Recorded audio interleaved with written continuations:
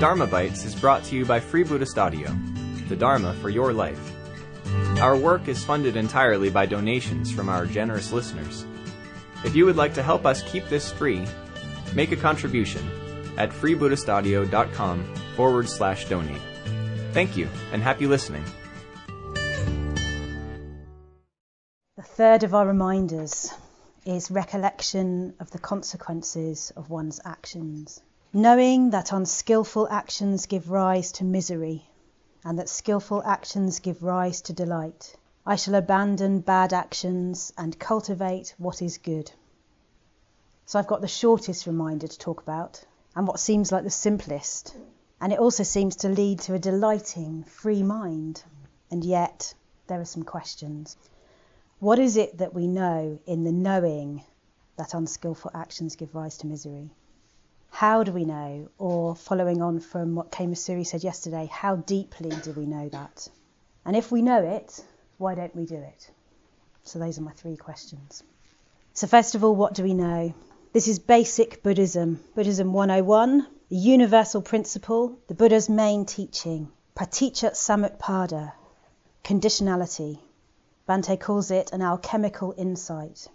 It's the essence of the Buddha's enlightenment, conditioned co-production. This being, that becomes. From the arising of this, that arises. This not being, that does not become. From the ceasing of this, that ceases. Simple. We can all go home. Don't end up sounding like Ananda, who one morning comes up to the Buddha, and I'm paraphrasing here, and says to the Buddha, "It's brilliant, Master. Your teaching is so simple. It's profound, but it's so simple. Anyone could understand it." And the Buddha says, "Do not say that, Ananda. Do not say that. This dependent arising is deep and profound. It is not from understanding and penetrating this Dharma that people have become like a tangle of string, covered in mould and matted like grass, unable to escape from samsara with its miseries, disasters, and bad destinies." And that is us. We are a tangle of string, covered in mould, matted like grass, and unable to escape from samsara with its miseries, disasters, and bad destinies, despite having all these blessings and all these endowments. So why? So as we touched on yesterday, there's something about the rational mind knowing Paticca Samuppada. It makes sense. Yes, I know it. Of course. You have that of course moment. Yeah, it makes total sense. Then off we go back into life. We need to know it emotionally. We need to know it with chitta, with our whole being, our heart, mind, integrated, and to have had a positive emotional experience of it. We need to be more like Shariputra when he came across Ashvajit on the road.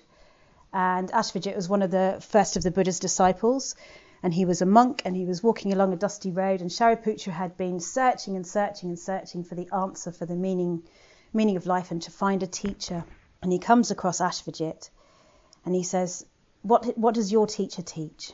And Ashvajit says, "Of these things that arise from a cause, the Tathagata has told the cause, and also what their cessation is. This is the doctrine of the great recluse."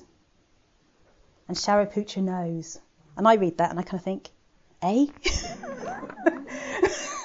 doesn't make any sense.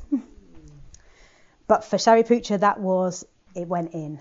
It went deeply enough in that he then became one of the Buddha's disciples. We hope you enjoyed today's Dharma Bite. Please help us keep this free. Make a contribution at freebuddhistaudio.com/donate. And thank you.